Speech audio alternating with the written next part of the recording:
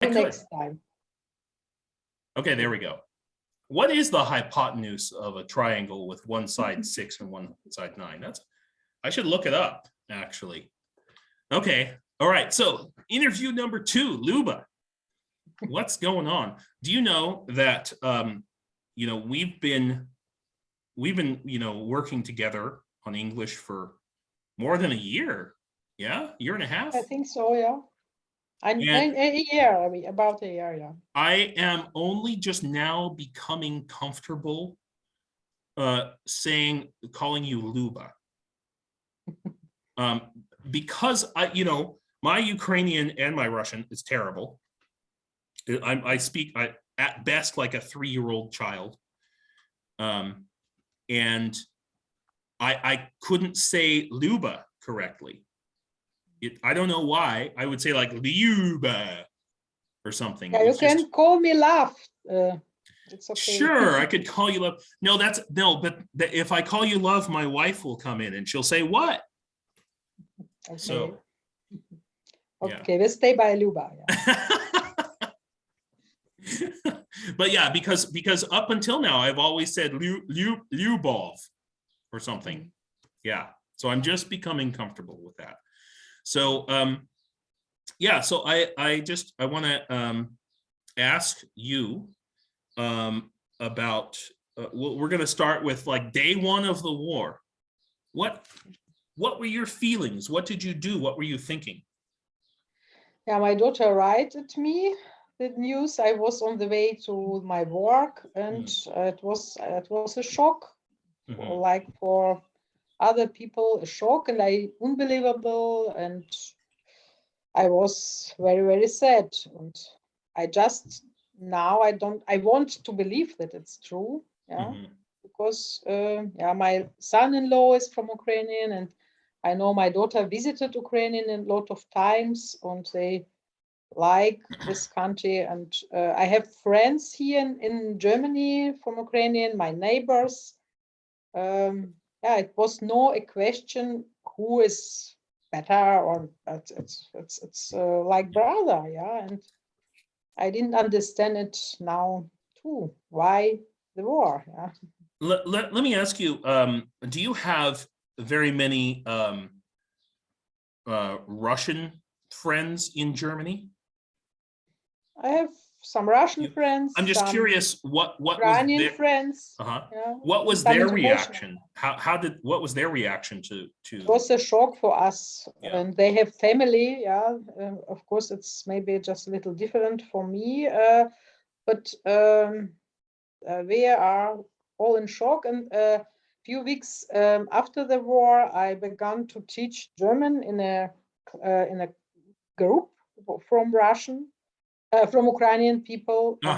You mean refugees? It was a shock for me. Yeah, they said we are from Kiev, we are from Lviv, from Kharkiv. Within 2 weeks, yeah. So we should, weeks after we should just take a step back. So for my viewers, you are a language teacher. You teach German. Russian? No, you teach German. I'm sorry, you teach German to foreigners coming to Germany. So in most of your classes, normally it's what? It's Americans or from the whole world. But totally mixed, yeah. So when they take your classes, do they normally sign up for like 6 weeks or 2 weeks, or is it just they just come? Do you always have the same students every time? I have some groups with the same students, and they are I teach them 2 times in the week. Okay, so how did it happen that all of a sudden you have a bunch of Ukrainians? Yeah, some students are from Ukrainian, and they was shocked too, and we speak about it. And some people are knew what is a war from Africa, from Iran, from Syrian. So they came to Germany to get away from war as well. Some people, or they has this experience from war. Yeah. I'm curious. was it your classes now, are they a mixed group of Ukrainians and these other people No, from no, I other have a countries? special group with Ukrainian people. It's a group for this short time after they have orientation in this new country and little languages. Because it would be interesting, I don't know, or maybe therapeutic, I don't know, if you have people who are, let's say, from Africa, the Middle East, Syria, who have survived, you know, wars and are themselves refugees from a couple years ago. I wonder if they could provide some sort of emotional help or emotional, I'm not sure what the word is.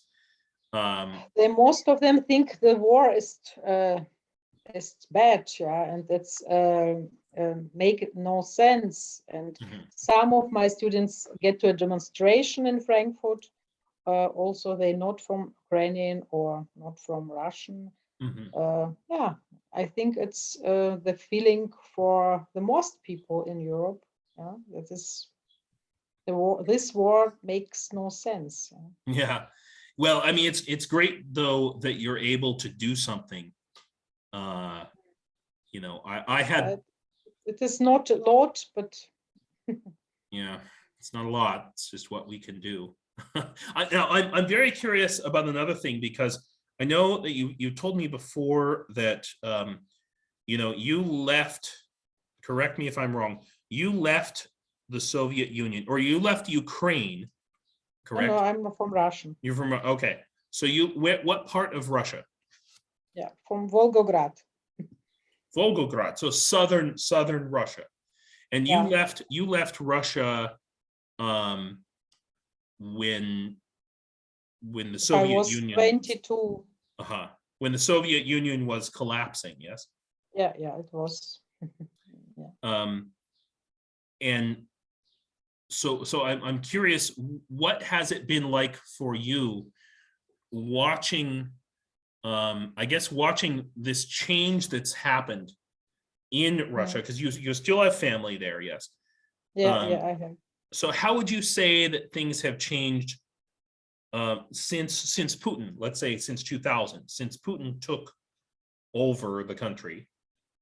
So I'm in Germany about 30 years. I can say about that about my experience if I visit Russia, not a lot of times, but the last 10 years I could see the tendency to more propaganda, more what can I say, more tendency to find some enemies, and I think Ukrainian was demonized. That's the right word.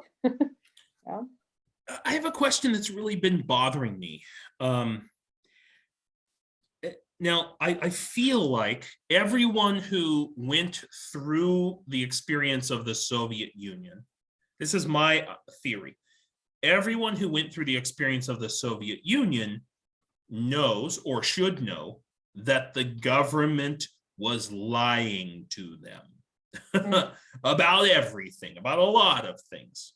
It's my experience too about Chechenian war, and but in the last time, Palina, why do you laugh?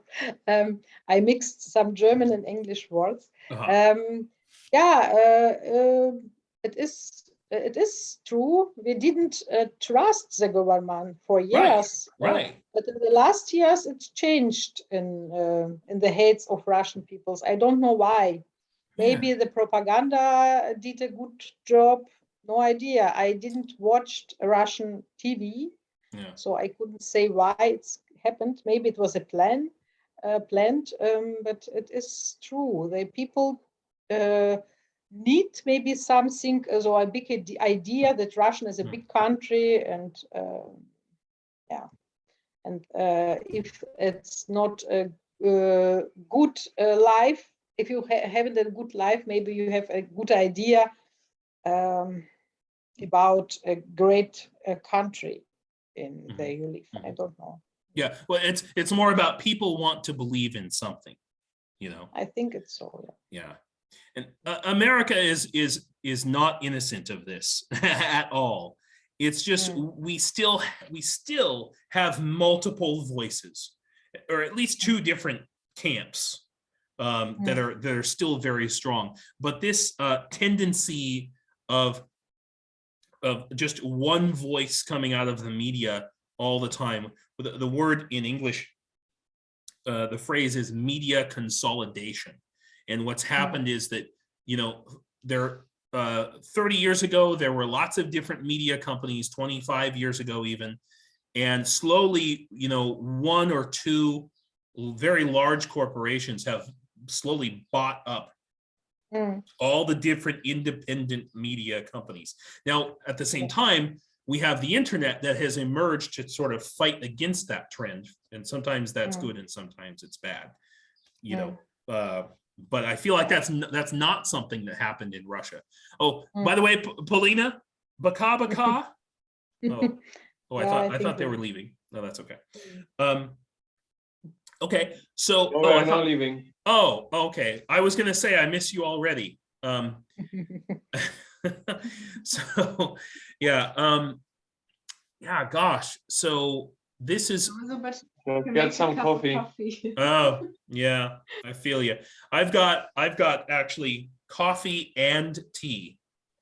For some reason, you know, just like you guys talked to, I know, Luby, you've talked to me about like just not being able to sleep and just like reading the news constantly.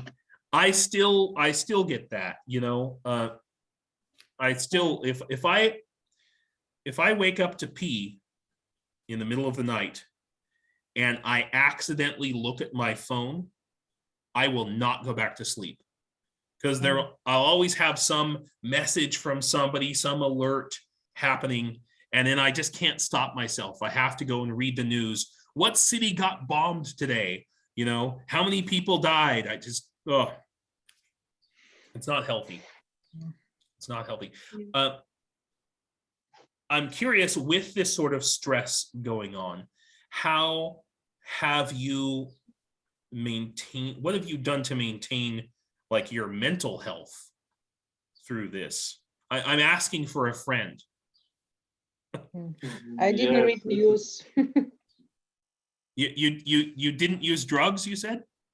I didn't read news. Oh, you didn't read news. Healthy.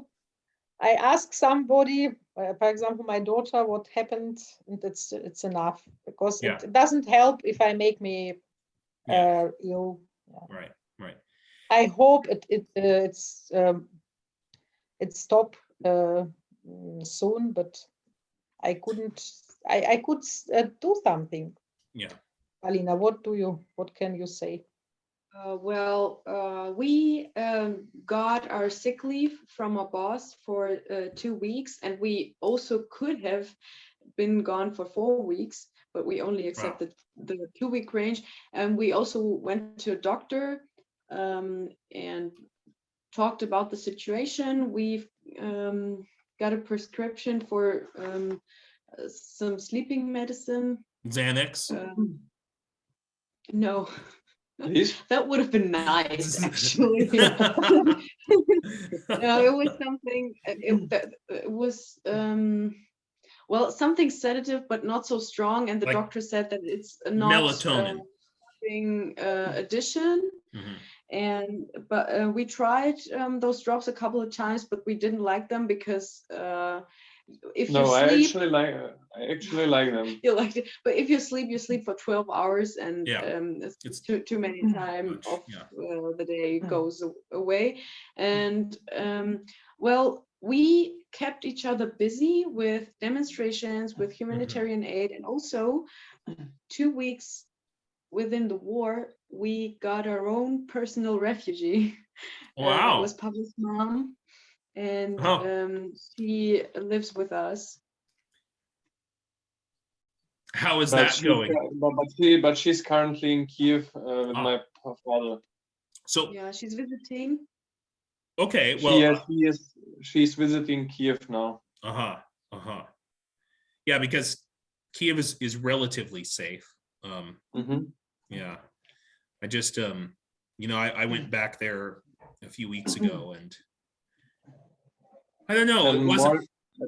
And more important is that you just get back to your normal life. You're doing your sport. You're going to work. You try to make your project besides friends, this all war stuff and humanitarian help.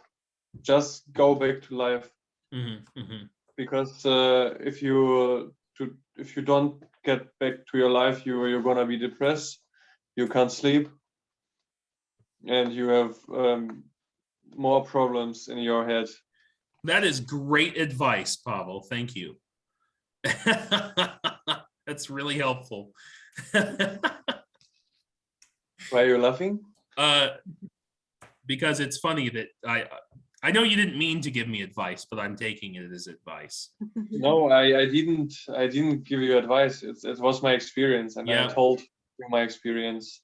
Wisdom comes in many forms, and I think that was wisdom. So how is Gerdes? How currently living, and how is your day in Gerdes going? Right now, right. Yeah, well, I mean, aside from the fact that we have no salt, which I fully expect there's going to be riots in Ukraine if you don't have salt, because it would be like being in New Mexico and all of a sudden all of the jalapeno chili peppers just disappear. People with the heads would explode, So I think that's that could happen at any time. But this little village where I am, there was a lot of panic, of course, in the first couple of weeks. But now, as you said, people have gone back to life, back to the rhythm of life. There's still, we've got the Terebrona, and there's still lots of army and trucks going by, and we have sirens. The sirens are usually only 2 or 3 times a day now, the air raid sirens. And like yesterday, we had 3 jet airplanes fly overhead. To me, as an American,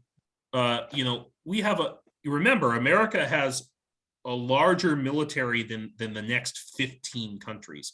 So anywhere you live in America, you're going to be close to a military base. You're going to hear jet airplanes all the time, every day, and missiles flying over your head. And it's just normal. I heard the planes, the jet airplanes going over, and I felt like I was home again. I had a kind of a warm feeling in my,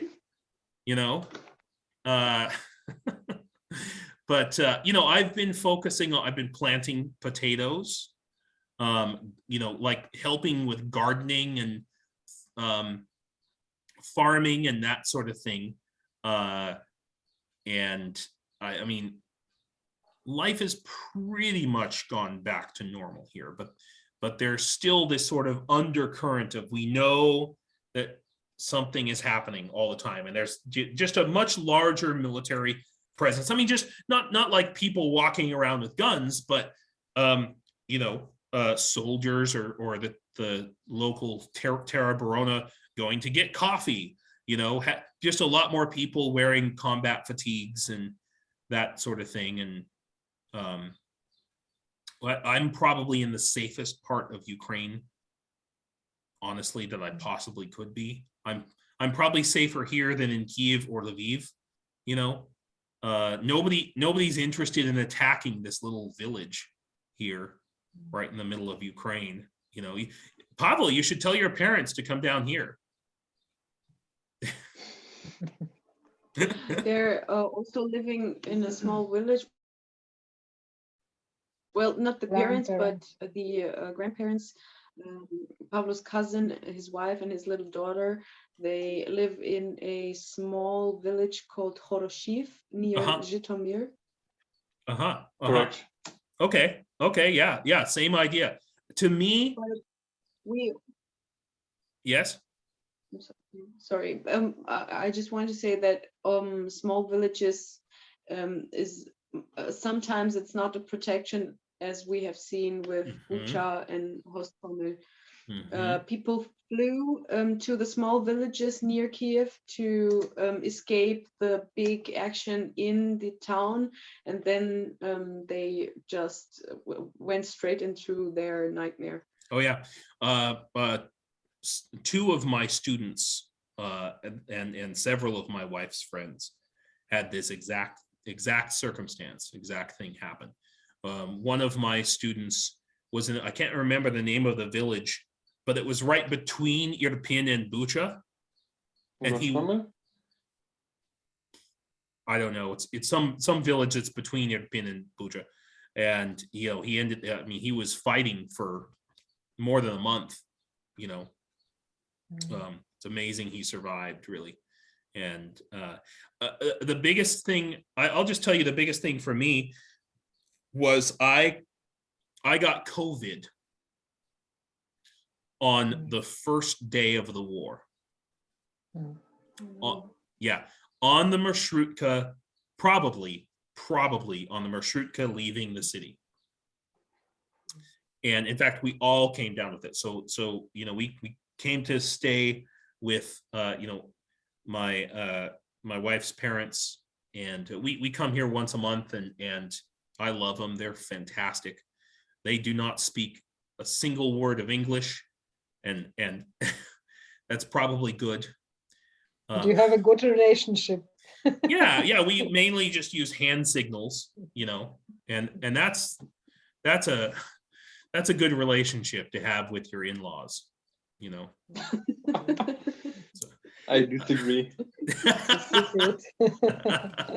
Well, you know, that's an American cultural perspective for you.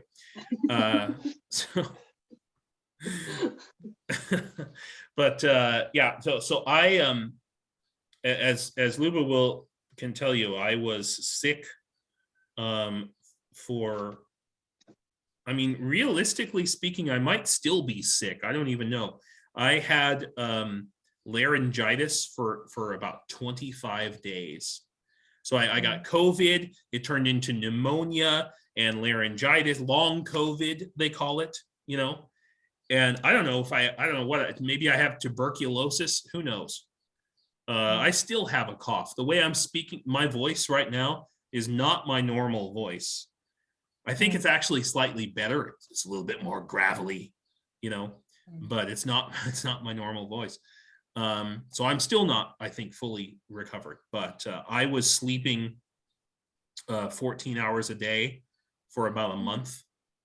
I would take a walk outside. If I walked more than, you know, about 10 minutes, I would just collapse.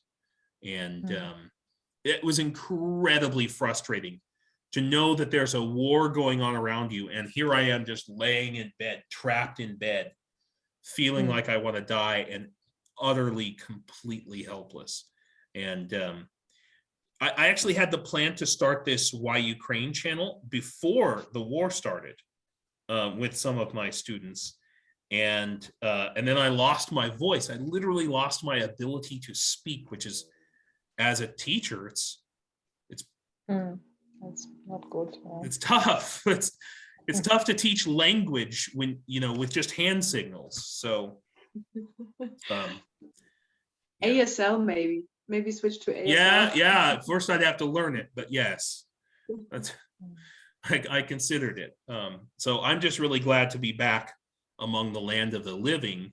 And it's, you know, of course, I don't know how you felt, Pavel, but you know, the first thing I wanted to do was take a gun and just go kill orcs. Yeah. The same feeling I had. Yeah. I mean, I still have it, but you know, I have to realize that I'm pretty far down the list, and there's like 6 volunteers for every single gun. So we just have to find something else that we can do to help to stay with it. And I think it's really good to, we have to go back to our normal lives, but at the same time, we can't just forget. It's, you know. But as long as you're working in Ukraine and paying taxes, you're supporting the economics of the country. Yeah. Of course, you're doing your YouTube channel, and every like and share and Subscription. and it means something. It means news are going out in the world. Yeah. And somebody's hearing it. Yeah. Well, thank you. Thank you. That makes me feel. I wish your channel will be successful. I'll cherish that in my heart. Okay. Well, okay, guys, that was awesome. Thanks. Here, I will stop our interview now.